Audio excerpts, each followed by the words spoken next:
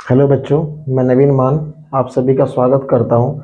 जैसे कि हमने पिछले वीडियो में डिस्कस किया था अपनी इंग्लिश की कि भी हम लोगों ने सीटेट को लेकर वीडियो बना रहे हैं आगामी आने वाले एग्ज़ाम को लेकर इंग्लिश की। अब हम लोग बात करते हैं, जब हमने इंग्लिश की वीडियो की स्टार्ट किया था लास्ट वीडियो में आपने देखा होगा कि हमने एक इंट्रोडक्टरी क्लास दी थी पेडागोजी को लेकर और कॉम्प्रिहेंशन को लेकर। अब हम आज क्या करेंगे, जैसा कि कल हम लोग डिस्कस कर रहे थे कि how to solve the comprehensions को कैसे सोल्व करें। तो उसके अलावा अब बात करते हैं कॉम्प्रिहेंशन को सोल्व करने के लिए सबसे पहली जो बेसिक जरूरत होती है हमारी, वो होती है कि हमें ग्रामेटिकल थोड़ा सा हमें इसमें साउंड प्रूफ नॉलेज होनी चाहिए। अगर ग्रामेटिकल हमें साउंड प्रूफ नॉलेज नहीं है तो हम उसके सेंटेंस को समझ कैसे पाएंगे कि सेंटेंस में क्या लिखा हुआ है। वोकेबलरी भी हमारी अच्छी होनी चाहिए, लेकिन समय इतना कम है कि वोकेबलरी वगैरह हम लोग इतना ज़्यादा नहीं डिस्कस कर पाएंगे। लेकिन आज हम लोग देख के चल रहे हैं, मैं तो ये चाहूँगा, वैसे तो ग्रामर का अपने आप में एक वास्ट सिलेबस होता है, इतना नहीं होता कि इतने कम समय में पूरी ग्रामर को कंप्लीट कर दिया जाए।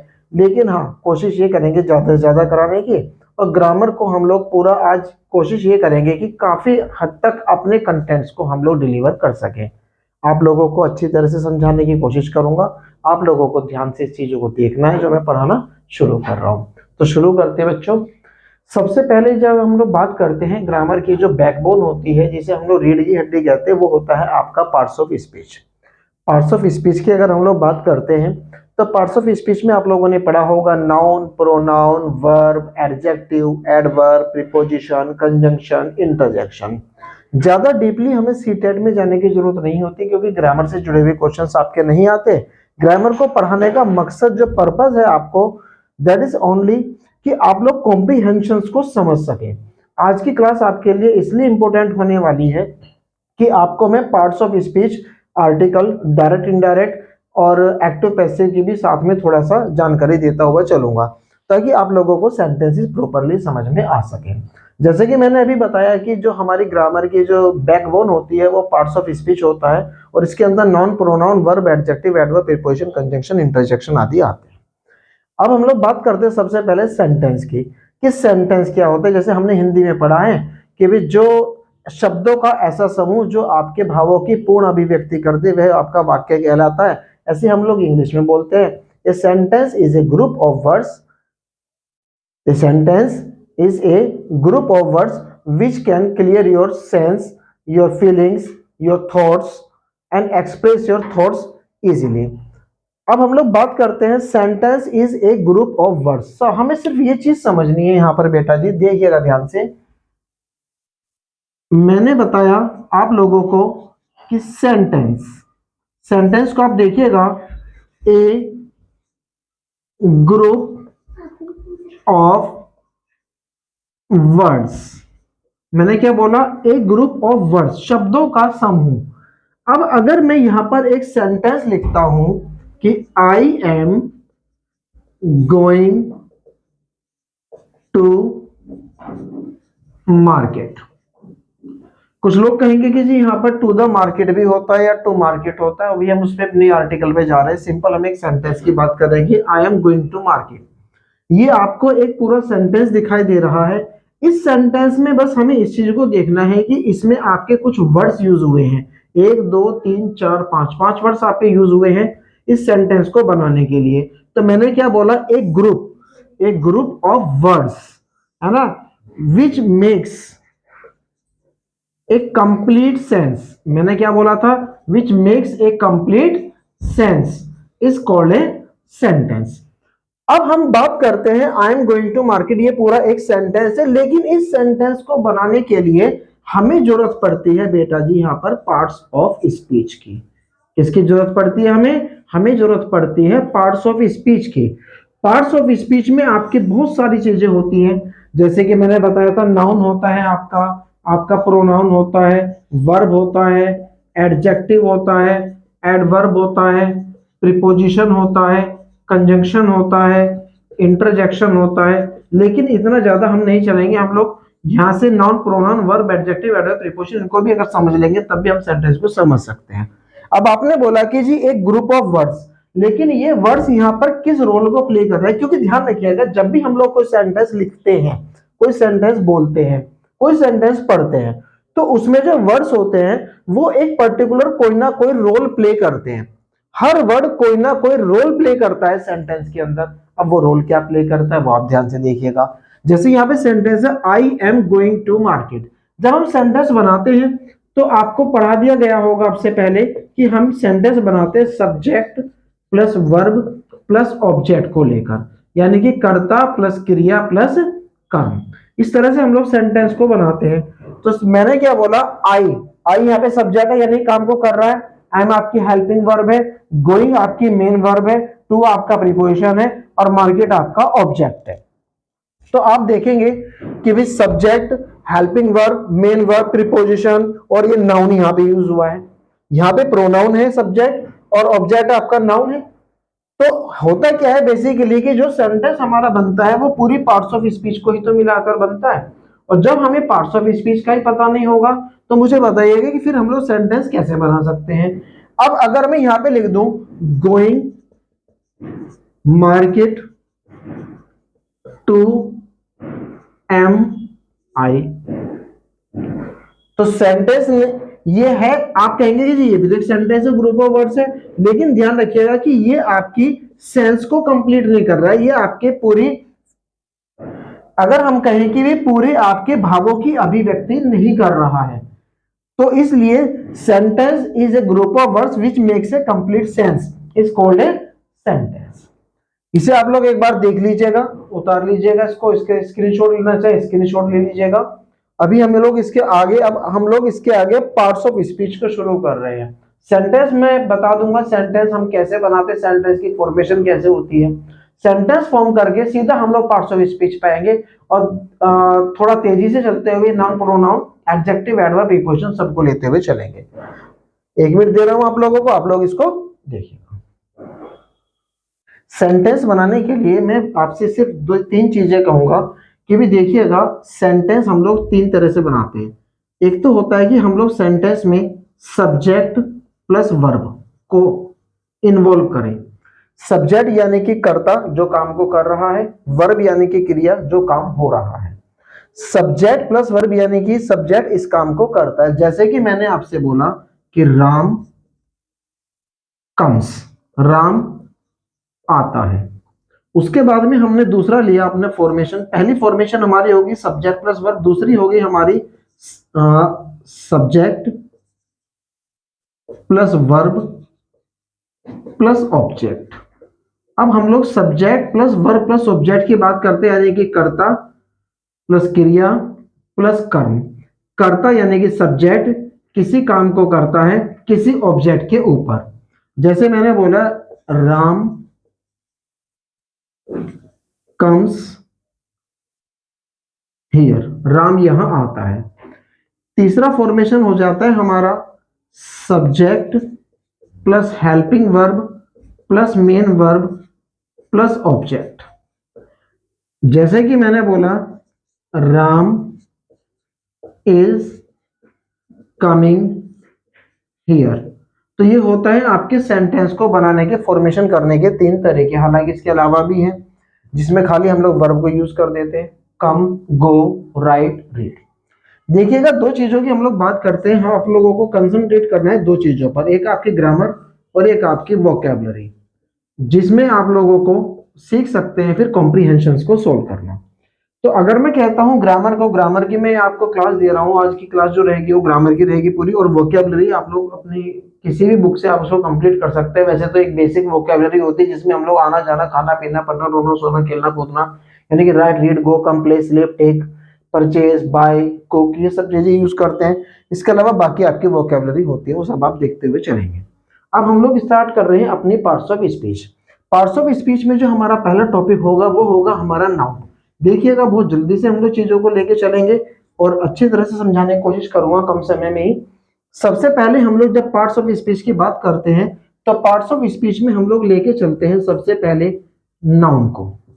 जैसे आप लोगों ने हिंदी में पढ़ा होगा संज्ञा, इसी को हम लोग नाउन बोलते हैं।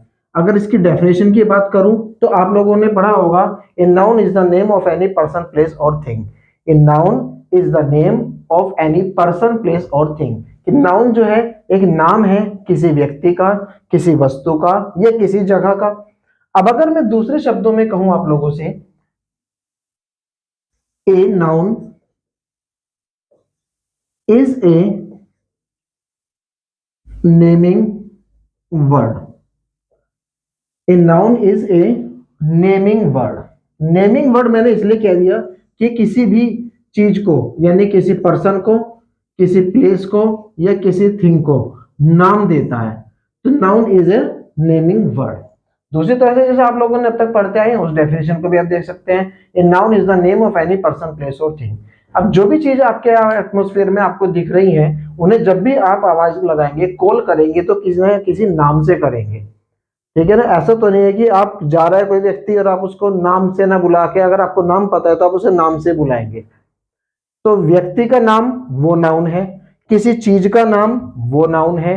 पेड़, पौधे, मिट्टी, आकाश, सूर्य, चंद्रमा, ये सब आपके नाउन होते हैं। सन, मून, अर्थ, ये सब आपके नाउन होते हैं। इसके अलावा अगर मैं कहूं कि स्टेट है, ये एक नाउन एक स्टेट है, आप ये भी कह सकते हैं कि एक स्टेट भी होता है जी, एक नाउन को आप स्टेट भी कह सकते हैं।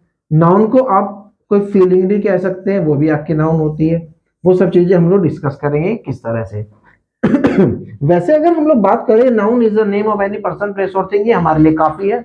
Noun is a naming word, ये हमारे लिए काफी है, इससे ज्यादा हम लोग ज्यादा नहीं जाएंगे। फिर आ जाते हैं हम लोग उसके बाद में टाइप्स ऑफ नाउन पर।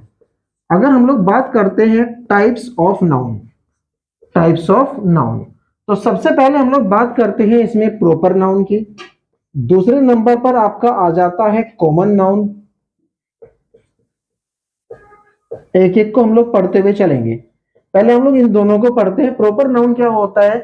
Proper noun is the name of any particular person, place और थिंग। किसी खास व्यक्ति का नाम, किसी जगह का नाम या किसी वस्तु का नाम, वो आपका प्रॉपर नाउन होता है।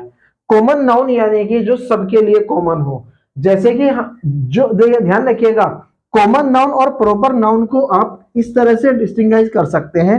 किसी खास व्यक्ति, वस्तु अथवा स्थान का नाम प्रॉपर नाउन, और जो वह नाउन जो सबके लिए कॉमन है वो आपका कॉमन नाउन है। जैसे कि अगर मैं एग्जांपल के रूप में कहूं कि टीचर, मैं कहूं आपसे कॉलेज, मैं कहूं आपसे हॉस्पिटल, तो ये चीजें आपको कहीं भी देखने को मिल जाएंगी। लेकिन अगर पर्टिकुलर इनको आप एक नाम दे दें, टीचर में जैसे मैंने अपना नाम लिख दिया नवीन, कॉलेज में मैंने यहाँ पर कोई भी नाम लिख दिया XYZ, हॉस्पिटल में मैंने नाम लिख दिया कोई भी आपका, यहाँ पे मैंने लिख दिया बुद्धा, तो क्या हुआ आपका कि ये चीजें जो है ना, ये आपके हो गए प्रॉपर नाउन और ये हो गए आपके कॉमन नाउन। कॉमन नाउन यानी कि कॉमन फॉर ऑल, जो सबके लिए कॉमन हो, यानी कि पूरी एक जाति का बोध करा दे, जिसे हम लोग कहते हैं जातिवाचक संज्ञा, पूरी जाति का बोध करा दे, तो वो आपके कॉमन नाउन होते हैं। उसके बाद में हम लोग बात करते हैं, तीसरे नंबर पर आ जाता है आपका मटेरियल नाउन। मटेरियल नाउन होता है धातुवाचक संज्ञा, यानी कि जिसमें हम लोग एक वस्तु से दूसरी वस्तु बनती है, उनकी हम लोग बात करते हैं। किसी एक चीज से दूसरी चीज बनती है, हम उसकी बात करते हैं। कैसे?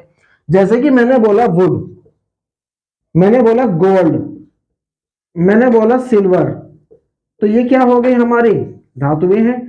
इनसे ये सारे के सारी आपकी होगी मटेरियल नाउन, यानी कि जिस किसी वस्तु से, जिस किसी धातु से दूसरी धातु मटेरियल बनाया जा सके, एक मटेरियल से दूसरा मटेरियल बनाया जा सके, तो जिस मटेरियल से आप दूसरा मटेरियल बनाते हैं वो आपका होता है मटेरियल नाउन। जैसे कि मैंने बोला आपसे I purchase furniture of would, या मैंने बोला she got a necklace made of gold, इस तरह से। चौथा हमारा आ जाता है इसके अंदर कलेक्टिव नाउन। कलेक्टिव नाउन क्या है? ये एक समूह को बताता है, पूरे एक कलेक्शन को आपके बताता है। जैसे कि आप कहते हैं किसी बंच को, BUNCH, बंच हो गया आपका, है ना। आपका कोई भी ग्रुप हो गया, उसको ये बताता है। आर्मी हो गया आपका, उसको ये आपको बताएगा, है ना। टीम हो गया आपका, ये उसको बताएगा।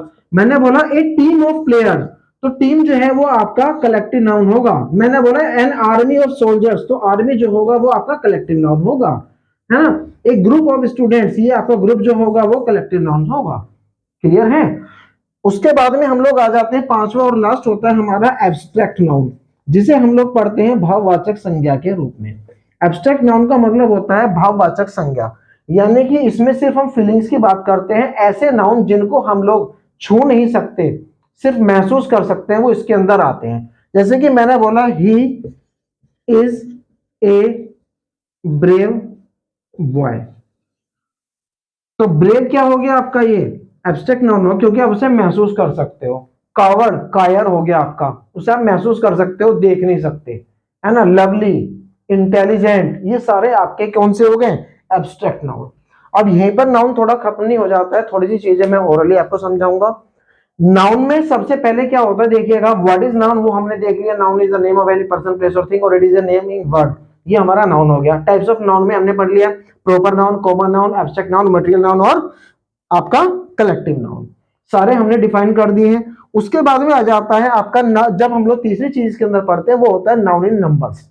नाउन इन नंबर्स में हम लोग पढ़ते हैं आपके सिंगुलर और प्लूरल, है ना, जिसमें हम लोग संख्याओं में पढ़ते हैं। यानी कि अगर नाउन एक संख्या में होगा तो सिंगुलर नाउन होगा, और नाउन एक से ज्यादा में होगा तो वो आपका प्लूरल होगा। जैसे कि मैंने बोला बॉय, एस लगाते ही बॉयज हो जाता है, सिंगुलर प्लूरल हो गए आपके, है ना। गर्ल का गर्ल्स हो गया, टॉय का टॉयज हो गया, पेन का पेन्स हो गया, पेंसिल का पेंसिल्स हो गया। तो ज्यादातर जब भी हम लोग सिंगुलर से प्लूरल बनाते हैं तो एस या ई एस या आई ई एस रूल के अकॉर्डिंग हम लोग चेंज कर देते हैं और वो आपका हो जाता है। कभी कभी कुछ नाउन्स ऐसे होते हैं इंग्लिश के अंदर, कुछ नाउन्स ऐसे भी होते हैं जब हम उनका प्लूरल बनाते हैं तो आप देखेंगे कि उनमें कोई रूल ही फॉलो नहीं होता। आपसे बोला गया कुछ नाउन ऐसे हैं उनके अंत में एस लगा दो, प्लूरल बन जाएगा। कुछ नाउन ऐसे हैं उनके अंत में ई एस लगा दो, प्लूरल बन जाएगा। कुछ नाउन ऐसे हैं जिनके अंत में आई एस लगा दो, प्लूरल बन जाएगा, वाई हटा के। लेकिन कुछ नाउन ऐसे हैं जो किसी रूल को फॉलो नहीं करते, जैसे कि मैन, एम ए एन और एम ई एन हो गया, वी मैन हो गया, डब्ल्यू एम ई एन, है ना, डब्ल्यू एम ए एन। तो इनमें कोई रूल फॉलो नहीं करते। अगर हम पुट की बात करें तो पुट पुट पुट हो गया आपके, है ना। कास्ट की बात करें, कास्ट कास्ट कास्ट। तो इस तरह से चीजें होती है हमारी।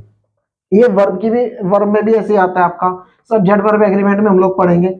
अब आ जाता है आपका इसके बाद में नाउन इन नंबर्स के बाद में नाउन इन जेंडर, जिसके अंदर हम लोग singular, sorry, masculine, feminine, neutral gender और कॉमन जेंडर, ये हम लोग पढ़ते हैं। पुल्लिंग, स्त्रीलिंग, ओवेलिंग, ये सब चीजें हम लोग उसके अंदर पढ़ते हैं। ये ज्यादा चीजें आपके सीटेट में आती नहीं, तो ज्यादा डीपली हमें उसमें जाने की जरूरत नहीं है कि मैस्कुलिन जेंडर बताओगे जी पुल्लिंग होता है, फेमिनाइन जेंडर बताऊं, कैसे उनको चेंज करते हैं, स्पेलिंग वगैरह उनके कैसे देखते हैं, तो वो चीजें फिर अलग हो जाती हैं। इसके बाद में हम लोग नाउन के बाद में नेक्स्ट वर्ड हम लोग नेक्स्ट हम लोग टॉपिक यूज करेंगे प्रोनाउन। इसको आप एक बार देख लीजिएगा। प्रोनाउन की अगर हम लोग बात करते हैं तो आप देखिएगा कि प्रोनाउन के अगर हम लोग इसको संधि विच्छेद करें तो आप देखेंगे प्रो प्लस नाउन। प्रो का मतलब होता है के बदले, के स्थान पर या की जगह पर यूज होने वाले शब्द, यानी कि नाउन के स्थान पर, नाउन के बदले या नाउन की जगह पर प्रयोग होने वाले शब्द आपके प्रोनाउन कहलाते हैं। जैसे कि मैं अपना बारे में कहूं कि मैं अपना नाम भी ले सकता हूं नवीन, और मैं अपने आप को आई कह सकता हूं, तो आई जो है ये प्रोनाउन है। प्रोनाउन को हम लोग तीन तरह से पढ़ने की कोशिश करते हैं। एक होता है हमारा फर्स्ट पर्सन, एक होता है हमारा सेकंड पर्सन, और एक होते हैं प्रोनाउंस में हमारे थर्ड पर्सन। फर्स्ट पर्सन की बात करें तो आई और वी आपके फर्स्ट पर्सन होते हैं, यू आपका सेकंड पर्सन होता है, और थर्ड पर्सन होते हैं ही, शी, इट और दे। अंतर क्या होता है इसमें, आई और वी फर्स्ट पर्सन है, आई आपका सिंगुलर है, वी आपका प्लूरल है, यू आपका सिंगुलर प्लूरल दोनों आता है, ही सिंगुलर पुरुष के लिए होता है, शी सिंगुलर महिला के लिए होता है, इट किसी वस्तु के लिए होता है या किसी पक्षी वगैरह के लिए, दे होता है प्लूरल है, ये कई लोगों के लिए यूज होता है।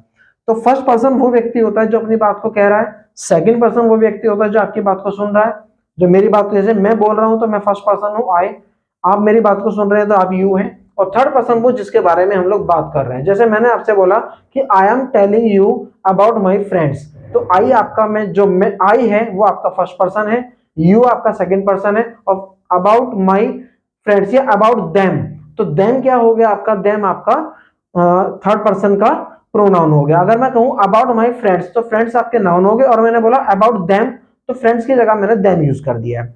प्रोनाउन की जगह पर यूज, सॉरी, नाउन की जगह पर यूज होने वाले शब्द आपके प्रोनाउन कहलाते हैं, ये हमने पढ़ा है। The words which are used at the place of a noun those are called pronoun. अब मैंने बोला कि नहीं संधि विच्छेद करके कि नाउन के बदले, नाउन के स्थान पर, नाउन की जगह पर प्रयोग होने वाले शब्द आपके प्रोनाउन कहलाते हैं, ये हमने समझ लिया बात। अब हुआ क्या कि हम नाउन के बदले उन वर्ड को यूज क्यों करें, क्योंकि नाउन के बार बार रिपीटिशन से बचने के लिए, अपने सेंटेंस की सुंदरता को बनाए रखने के लिए हम लोग प्रोनाउन का यूज करते हैं। अब मैंने तीन तरह से आपको बता दिया, फर्स्ट पर्सन, सेकंड पर्सन और थर्ड पर्सन, इस तरह से होता है। अब हम लोग इसे दूसरी तरह से देखेंगे कि आई, माई, मी, माई सेल्फ, ये आपके आई के हो गए। यू, योर, योर्स और योर सेल्फ। योर सेल्फ भी होता है और योर सेल्फ भी होता है। अगर मैं कहूं आपसे वी, हम, हमारा, हमें, हम खुद, ourselves. He, his, him, himself, ये सारे प्रोनाउन के टाइप्स होते हैं। She, her, hers, herself, they,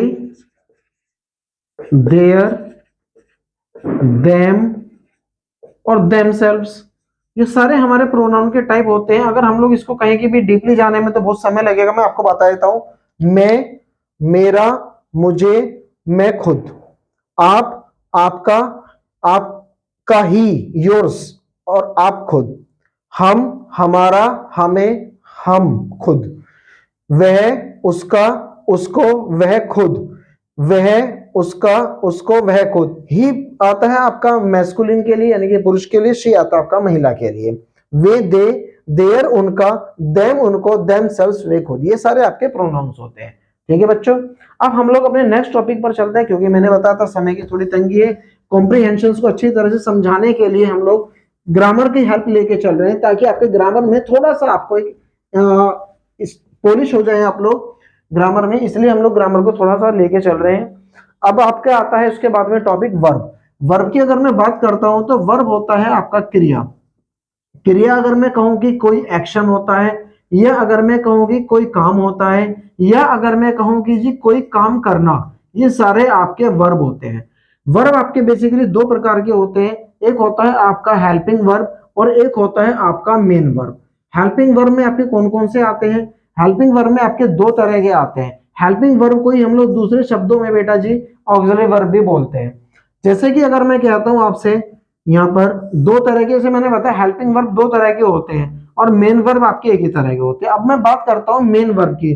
main verb जो आपके होते हैं जैसे कि गो हो गया, कम हो गया, प्ले हो गया, रीड हो गया, राइट हो गए, ये सारे आपके मेन वर्ब होते हैं, यानी कि जिनसे किसी काम का करना या होने का पता चले। The words which denotes an action, ऐसे काम जिन्हें करने से आप शारीरिक या मानसिक रूप से थक जाएं, वो एक्शन या वर्ब कहलाता है। और दूसरी तरफ से अगर मैं कहूं हेल्पिंग वर्ब, तो इसे हम लोग दो तरह से बोलते हैं, ऑक्सिलरी वर्ब भी होता है और हेल्पिंग वर्ब भी होता है। एक होते हैं आपके प्राइमरी ऑक्सिलरी वर्ब, जैसे मैंने अभी बताया था, एक होते हैं आपके प्राइमरी ऑक्सिलरी वर्ब और एक होते हैं आपके मॉडल ऑक्सिलरी वर्ब। ठीक है बेटा जी, तो प्राइमरी ऑक्सिलरी वर्ब हमारे होते हैं is, am, are, has, have, was, has, have, had, was और वर, ये होते हैं हमारे प्राइमरी ऑक्सिलरी वर्ब। जिसे हम लोग मॉडल ऑक्सिलरी वर्ब या मॉडल्स बोलते हैं, वो कौन कौन से होते हैं हमारे? वो होते हैं हमारे might, may, must, can, could, shall, will, would, shall, will, would हो गए, शुड, ought to, ये हमारे होते हैं सारे मॉडल ऑक्सिलरी वर्ब। इसके अलावा कुछ मार्जिनल मॉडल्स भी होते हैं तीन हमारे, जो इन्हें हम लोग मार्जिनल मॉडल्स इसलिए बोलते हैं क्योंकि ये एज ए हेल्पिंग वर्ब और एज ए मेन वर्ब दोनों तरह यूज हो जाते हैं। वे मार्जिनल मॉडल्स कौन कौन से हैं यहां पर मैं लिख देता हूं। एक होता है डेयर, एक होता है नीड और एक होता है यूज टू। ये तीन जो होते हैं ये होते हैं हमारे marginal models.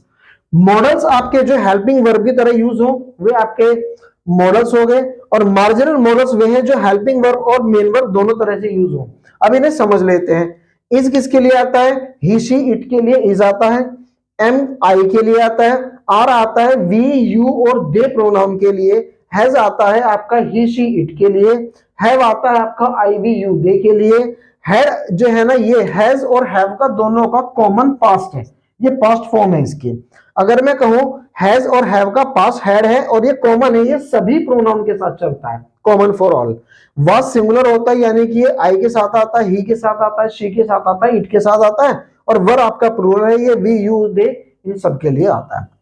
Might may must ये सारे के सारे आपकी पॉसिबिलिटी बताने के लिए होते हैं। कैन कुड आपके बताते हैं आपकी एबिलिटी को बताते हैं। शैल विल जो है ना आपके फ्यूचर में यूज होते हैं। वुड जो है ना वो आपका विल का पास्ट होता है। शुड और ought to ये दोनों एडवाइस देने के लिए यूज होते हैं। और इसके साथ में ought to के साथ में हम लोग एक स्ट्रॉन्ग एडवाइस देने के लिए हम लोग मस्ट का भी प्रयोग करते हैं। तो ये होता है आपका वर्ब का सेक्शन। वर्ब में आपको ध्यान रखिएगा हेल्पिंग वर्ब होती है, मेन वर्ब होती है। अभी थोड़ा सा समय की तंगी के कारण थोड़ा तेजी से बताना पड़ रहा है, थोड़ा चीजों को हम लोग ज्यादा इलेबोरेट नहीं कर पा रहे हैं, है ना, एक्सपेंड नहीं कर पा रहे हैं। लेकिन अभी इसके बाद में सीटेट के एग्जाम के बाद में हम लोग अपनी इंग्लिश स्टार्ट करने वाले हैं for SSC, CGL, CHSL, MTS वगैरह के लिए। तो उसमें आपको सब चीजें बहुत डीपली मिलने वाली है बच्चों। तो ये हो गया हमारा। अब इसके बाद में वर्ब के बाद में हम लोग नेक्स्ट अपना टॉपिक स्टार्ट करने वाले हैं एडजेक्टिव। अब वर्ब के बाद में हम लोग नेक्स्ट अपना टॉपिक स्टार्ट करने वाले एडजेक्टिव, क्योंकि नाउन हो गया हमारा, प्रोनाउन हो गया है, वर्ब हो गया है। एडजेक्टिव की अगर हम लोग बात करें तो एडजेक्टिव होते हैं आपके ऐसे शब्द जो नाउन या प्रोनाउन की विशेषता बताते हैं, यानी कि the words which qualifies a noun और ए प्रोनाउन आर कॉल्ड एडजेक्टिव। अगर मैं कहूं कि ऐसे शब्द जो नाउन या प्रोनाउन को क्वालिफाई कर दें, नाउन या प्रोनाउन को क्वालिफाई कर दें, यानी कि नाउन या प्रोनाउन की बता दें विशेषता, नाउन या प्रोनाउन के मीनिंग में कुछ नया ऐड कर दें, उन्हें अच्छा बुरा बताएं, तो वो होते हैं आपके नाउन या प्रोनाउन को विशेषता बताने वाले शब्द एडजेक्टिव, क्वालिफाई करने वाले शब्द एडजेक्टिव। जैसे कि मैंने बोला आपसे कि राम इज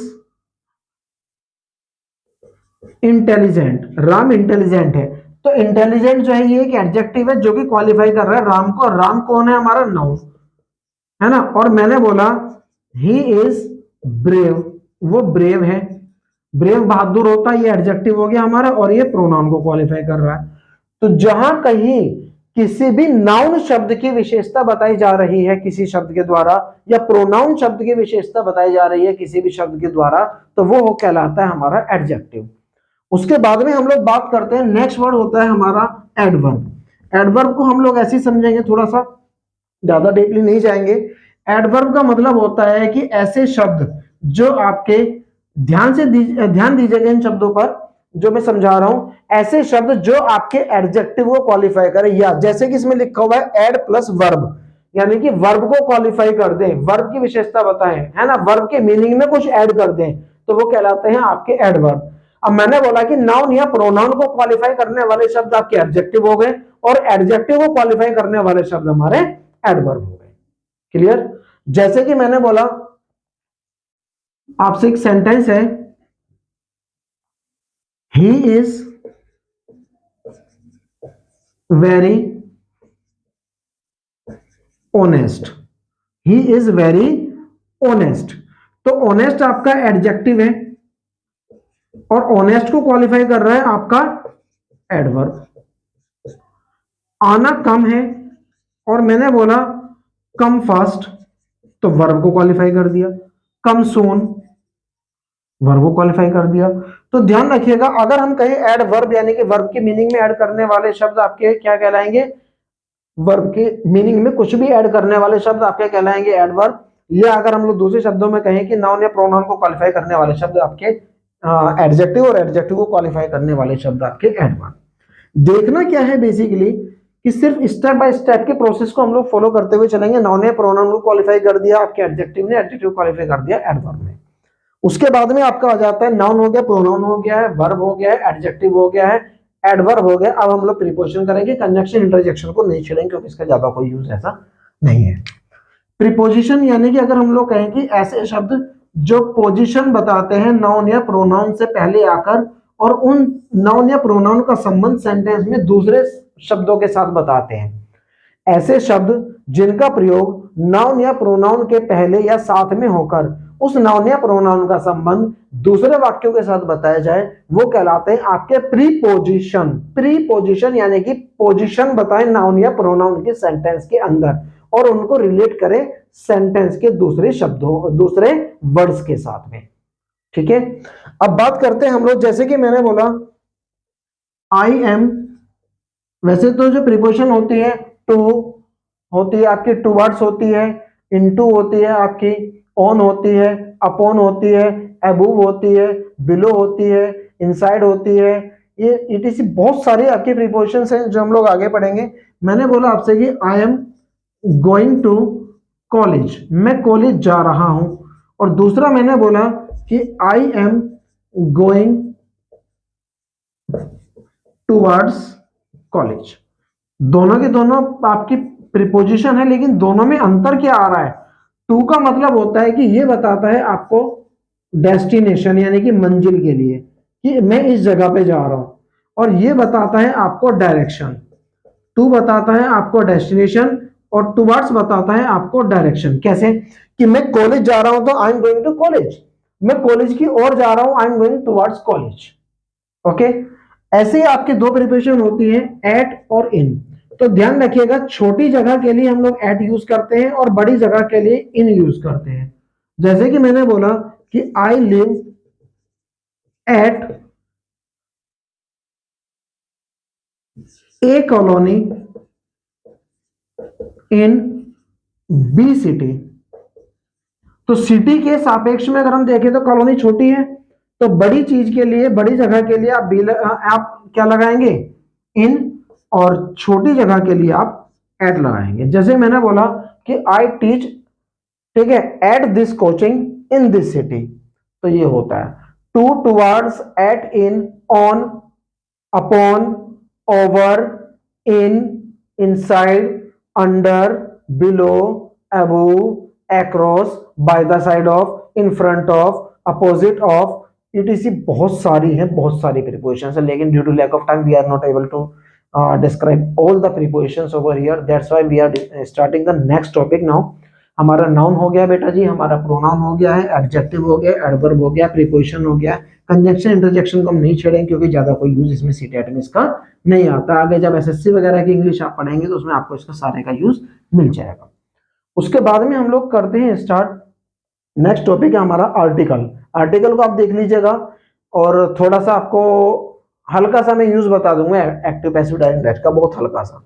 आर्टिकल की अगर हम लोग बात करें तो आर्टिकल का नाम लेते ही आपके सामने एकदम से आ जाता है ए एन द, कि ये तीन आर्टिकल होते हैं हमारे, ए एन और द।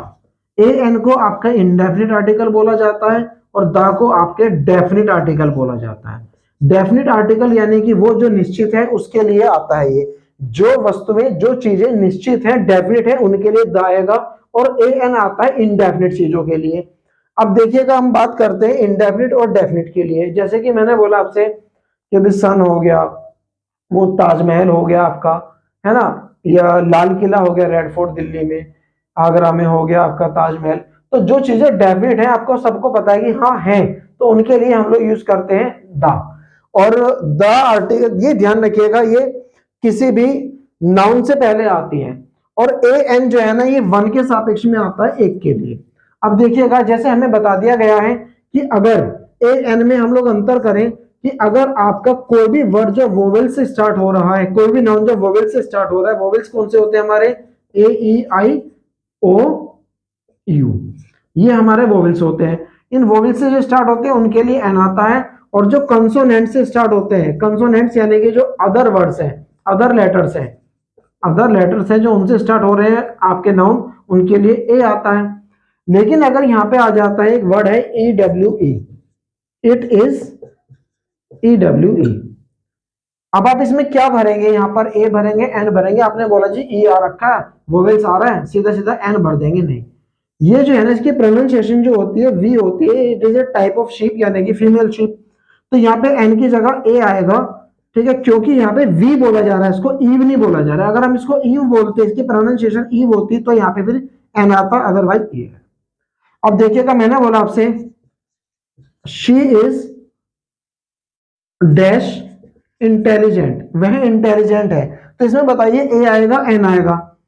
अगर हम लोग इंटेलिजेंट बोले तो ध्यान रखिएगा, आपको ये तो रूल ध्यान रखने हैं, साथ में आपको स्वर ध्वनि का भी ध्यान रखना है। स्वर ध्वनि कौन कौन सी होती है हमारे, वोवेल साउंड, यानी कि ए, आ, छोटी ई, बड़ी ई, छोटा ऊ, बड़ा ऊ, ए, आई, ओ, औ। अगर इनकी आवाज भी आ रही है, ध्यान रखिएगा जिस शब्द से पहले आपको आर्टिकल ए एन यूज करना है ना, उसके पहले लेटर की आवाज, फर्स्ट लेटर की आवाज इनमें से कोई सी भी आ रही है तो आप बेझिझक होके ए ई आई ओ यू, चाहे मत ध्यान दीजिए उस पर, आप बेझिझक होके एन का भी यूज कर सकते हो। जैसे कि मैंने बोला ही इज ऑनेस्ट, तो इसमें एच आ रहा है, क्या है ये, तो कंसोनेंट है, वोवेल नहीं है, तो यहाँ पे आप ए यूज करेंगे नहीं, आप यहाँ पे एन यूज करेंगे क्योंकि ये ऑनेस्ट बोला जा रहा है, होनेस्ट नहीं बोला जा रहा है, ये ऑनेस्ट बोला जा रहा है, ये ध्यान रखना है। दूसरी चीज आ जाती है हमारी शी इज इंटेलिजेंट, यहाँ पर कोई भी आर्टिकल नहीं आएगा क्योंकि ये एक एडजेक्टिव है, यहाँ पे नाउन की, नाउन यहाँ पे आपको दिखाई नहीं गया है, लिखा ही नहीं मैंने, तो जब सिंगुलर काउंटेबल नाउन नहीं है, ध्यान रखिएगा ए एन का प्रयोग तब होता है जब सिंगुलर काउंटेबल नाउन हो, सिंगुलर काउंटेबल नाउन हो, अगर सिंगुलर काउंटेबल नाउन नहीं है तो आप यूज नहीं करेंगे। फिर सिंगुलर काउंटेबल नाउन को क्वालिफाई करने वाला एडजेक्टिव है तो एडजेक्टिव से पहले आएगा, सिंगुलर नाउन काउंटेबल नाउन को क्वालिफाई करने वाले एडजेक्टिव को क्वालिफाई करने वाला एडवर्ब है तो इससे पहले आएगा। तो ध्यान रखिएगा she is a girl, girl singular countable noun है तो ए आर्टिकल आ गया। दूसरा मैंने लिखा यहां पर she is an intelligent girl, an आ गया क्योंकि सिंगुलर काउंटेबल नाउन को क्वालिफाई करने वाला एडजेक्टिव है। She is a very intelligent girl, ये देखिएगा तो यहाँ पे ए आ गया। तो सिंगुलर काउंटेबल नाउन एडजेक्टिव और एडवर्ब, तो ध्यान रखिएगा कि ऐसा ना हो कि कहीं और आप आर्टिकल को प्लेस कर रहे हैं, ये चीजें हो जाती है हमारी आर्टिकल की। इसके अलावा बहुत सारी चीजें हैं डेफिनेट इंडेफिनेट में समझने की, ज्यादा हम लोग चीजों को नहीं लेंगे। अब हम लोग चलते हैं उसके बाद में हल्का सा आपको ओरल क्लास एडजेक्ट उसके दे देता हूँ एक्टिव पैसिव की, और यहीं पर हम लोग इसको खत्म कर देते हैं। और उसके बाद में जो नेक्स्ट क्लास हमारी होगी बेटा वो पेडागोजी की होगी। सीटेट वालों सब इकट्ठे हो जाओ, ध्यान रखिएगा पेडागोजी की मोस्ट इंपोर्टेंट क्लास होने वाली है कल को। मोस्ट इंपोर्टेंट क्वेश्चंस को हम लोग इसमें डिस्कस करेंगे। 100 के आसपास में आपको क्वेश्चंस ऐसे दूंगा जो मोस्ट मोस्ट मोस्ट इंपोर्टेंट है आपके, ध्यान रखिएगा। 100 के आसपास मैं कोशिश ये करूंगा कि आप इंग्लिश में थ्रू आउट सब कुछ बहुत बढ़िया करके आए, ठीक है। अब बस थोड़ा सा एक एक्टिव पैसिव की हल्की सी क्लास देकर इस क्लास को कवर करेंगे हम लोग। एक्टिव पैसिव में अगर हम लोग बात करते हैं तो ध्यान रखिएगा कि जो एक्टिव वॉइस होती है उसमें हमारे सेंटेंस चलते हैं subject plus verb plus object में, और जो पैसिव वॉइस होती है उसमें आपके सेंटेंस चलते हैं object plus helping verb plus main verb की थर्ड फॉर्म, यहाँ पे वर्ब की फर्स्ट फॉर्म, यहाँ पे मेन वर्ब की third form, plus by plus subject.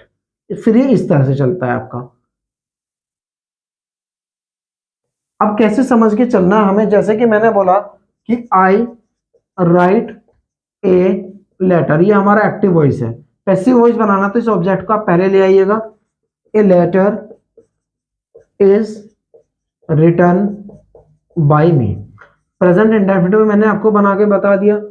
अभी मैं आपको बता रहा हूँ कुछ सेंटेंसेस, आप जब मैं सेंटेंस बोलूंगा ना तो आपको एकदम से समझ में आते चले जाएंगे। कैसे कैसे ध्यान से सुनिएगा। I write a letter is written by me. I am writing a letter is being written by me, present continuous आ गया। I have written a letter has been written by me, आपका परफेक्ट आ गया। I will write a letter, I shall बोल सकता है, I will बोल सकता है, I will write a letter will be written by me, future में आ गया, है ना। इसी तरह से अगर मैंने बोला I wrote a letter past indefinite में, तो a letter was written by me, है ना। I should write a letter, मुझे ए लेटर लिखना चाहिए, मैंने मॉडल भी ले लिया, a letter should be written by me, है ना। तो ये होता है हमारे एक्टिव और पैसिव वॉइस में। सिर्फ अंतर ये होता है एक्टिव वॉइस की जो फॉर्मेशन होती है वो होती है subject plus verb plus object, और पैसिव वॉइस की फॉर्मेशन होती है object plus helping verb plus main verb की third form plus by plus subject. Direct indirect आपके ज्यादा नहीं आते तो उस पर हम लोग नहीं जाएंगे क्योंकि इसमें आते भी नहीं है।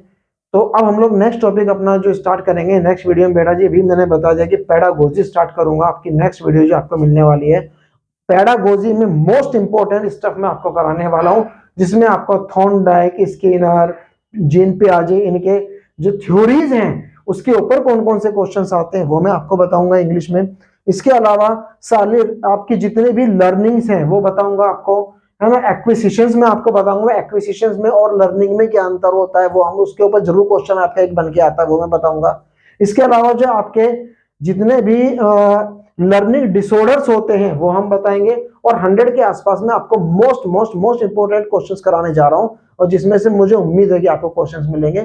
कोशिश मेरी ये रहेगी 30 में से more than 25 numbers you are going to get if you don't miss these classes. अगर आप इन वीडियोस को, इन क्लासेस को मिस नहीं करते तो मोर देन 25 आप आराम से 30 में आप आउट ऑफ 30 आप लोग स्कोर कर लेंगे, ये मेरा आपसे वादा है। Thank you very much, see you in next video.